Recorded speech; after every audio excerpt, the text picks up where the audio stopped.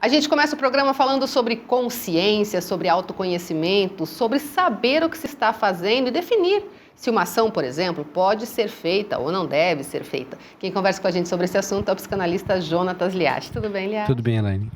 Essa consciência que a gente está falando não é só sobre fazer o certo ou errado, mas é aquele autoconhecimento que vai levar com que a gente tome determinadas decisões, né? Acho que o autoconhecimento é a palavra-chave aí na definição correta de consciência. As pessoas acham que consciência é ter conhecimento.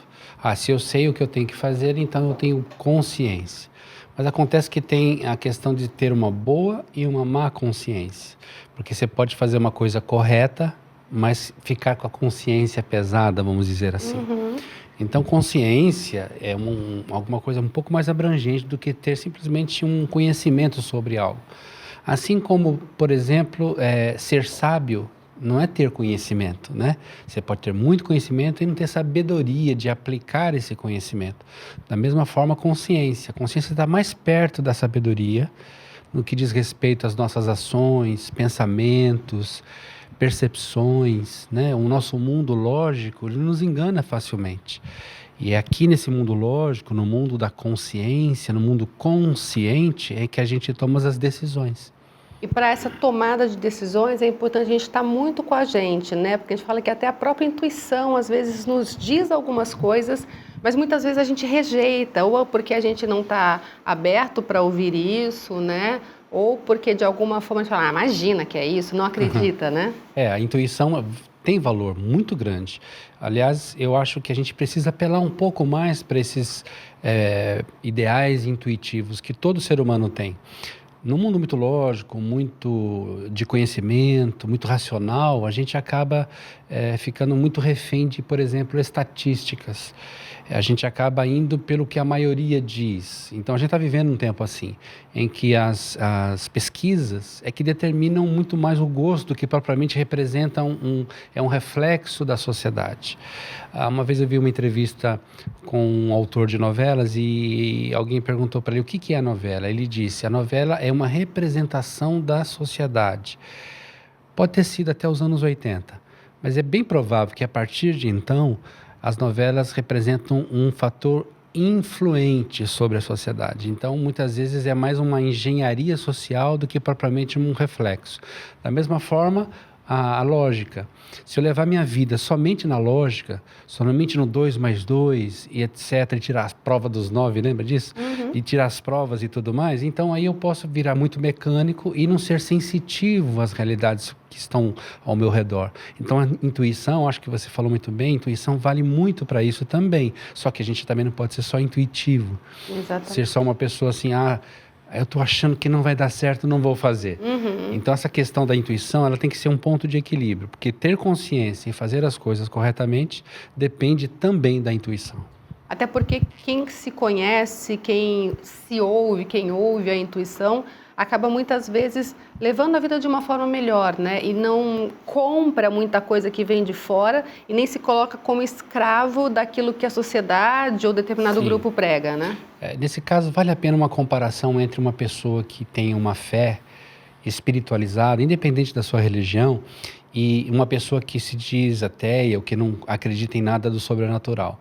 A gente vê que uma pessoa que tem uma fé viva, dinâmica, insisto, independente de religião, mas uma fé vibrante, uma relação com o divino, com o sobrenatural, de uma forma assim, respeitosa, temerosa, no sentido de amor e de respeito, ela vive uma vida mais tranquila, menos dramática, uma coisa assim, mas não, acho que não deu certo hoje, era porque não era para dar. Então, ela desenvolve, isso também ajuda ela a ter uma consciência boa sobre a vida. Então, pensando um pouco sobre isso, a consciência, a gente percebe que é um leque bem aberto de várias coisas, várias nuances que vão ajudando a gente a defini-la. E tem até algumas coisas que a gente fala, né? Tem uma frase muito conhecida que fala assim, é legal, faz parte da lei, mas não é moral, né? Que é o que muda um pouquinho no sentido, tipo assim, você pode, de repente, estar fazendo uma coisa que é certa, mas seu coração pode estar cobrando uma outra coisa. Esse negócio de moral é tão delicado, porque varia muito de grupos, né? O que é moral? Moral é o que eu devo o que eu quero e o que eu posso fazer. Só que o que eu devo nem sempre é o que eu quero nem sempre é o que eu posso nem sempre é o que eu devo. E assim a gente vai estabelecendo alguns padrões, modelos, né? Então tem a ver sim, acho que a consciência tem a ver com a minha sensibilidade de estar bem com aquilo que eu faço. E nem sempre é moral do ponto de vista social, mas a minha moral pode ser um pouco diferente da sua. E nesse sentido eu posso fazer alguma coisa que me cai bem na minha consciência, mas que para você talvez atinja o seu conceito moral sobre aquela atitude que eu tive. Um exemplo simplificado disso pode ser assim, mas você não revidou quando aquela pessoa te xingou. O certo era você ir lá e falar, não pode falar assim e tal. E a pessoa que talvez esteja com a consciência um pouco mais despertada, se é que a gente pode chamar assim, vai dizer, não, deixa, a vida se encarrega. Sim. E um dia a pessoa vai entender. Então, a pessoa tem uma consciência diferente daquele fato, né? Embora aquela primeira pessoa não esteja errada de fazer você tirar uma satisfação. Eu acho que a gente tem que entender um pouco esse conceito de bondade. O bom não é idiota, o bom não é alienado. Então, quando a Bíblia, por exemplo, diz, se alguém te bater na face, você dá outra, não significa que imediatamente que alguém te bateu, você, tá bom, agora você completa o serviço e bate desse lado. Não, significa assim, que você está pronta para oferecer a outra se precisar. É isso que significa o texto. Ou seja, você está bem consigo mesma, sabe que aquilo foi uma coisa horrível que aconteceu, aquele tapa, aquela agressão, mas você, se precisar, você tem a outra face para oferecer, porque você está disponível a suportar mais uma dor. É isso que quer dizer o texto. Não significa e todo mundo leva, né? Ao contrário, leva ao pé da letra. Apanhou, já vira o outro. Não é. Fala a verdade, a gente fica sempre dramaticamente impactado quando há uma agressão contra a gente. Exatamente. Mas como você bem disse, a consciência nos leva a entender, não, isso aí está tudo bem, deixa por enquanto. Deixa as coisas acontecerem. Eu estou bem. Exatamente. Né? Esse estar bem talvez não seja fisicamente naquele momento, mas tenha uma ligação muito forte com a sua consciência, com o seu bem-estar. E por falar nisso, quem tem essa consciência mais desenvolvida consegue trabalhar melhor com aceitação ou até, como a gente fala, entortar, mas não quebrar? Assim... resiliência. Tudo a ver com isso. Paciência, resiliência, e isso quer dizer que a gente tem a capacidade de compreender o resultado do impacto que a gente recebeu. A gente está muito no nível da lógica racional a julgar as coisas pela sua aparência, pela sua impressão. Então, eu preciso julgar mais do que a impressão e a aparência daquilo que acontece na minha vida. Eu preciso pensar nos resultados daquilo. E sempre quando a gente fala resultados, a gente não fala do imediato, a gente fala do daqui a pouco, do mais para frente. Quando a gente toma um impacto na vida, qualquer que seja ele, a gente só pensa no impacto. Capotei o carro, tive um infarto, deu uma doença, eu perdi alguém querido. Então, aquilo é um impacto, mas a consciência nos faz sentir bem com os resultados daquilo. Daqui a um tempo isso vai passar, daqui a um tempo os efeitos desse impacto vão amenizar e eu vou ter a vida continua. Se a gente for só impactado com o fato em si, a gente não tem uma boa consciência. Mas se a gente calcular, é claro que não, isso é muito frio, né? Se a gente calcular no sentido assim de se acalmar e saber que haverão resultados diferentes posteriormente, então eu tenho uma consciência equilibrada. Agora, a parte mais difícil é a pergunta mais difícil. Como é que faz para trabalhar isso, para ir conseguindo adquirir essa consciência? A gente sabe que não existe uma receitinha que se tivesse todo mundo estava bem. O dia que você descobrir, você me passa urgente, que eu estou precisando. Mas eu penso assim, que a consciência a gente tem que separar as coisas. Primeiro, a questão de conhecimento, de sabedoria, de vivência, de raciocínio um pouco mais lógico, um pouco mais tranquilo, mais bem calculado. Então, a consciência nos ajuda a tomar decisões adequadas conforme a gente tem a paciência para tomá-las. Soma-se a isso a intuição que nós falamos agora, que seja aquela coisa que vai para além do racional. Eu tenho uma percepção, eu tenho a impressão de que será assim, mesmo não tendo tanta lógica naquilo. E ainda some-se um outro fato que eu acho muito importante.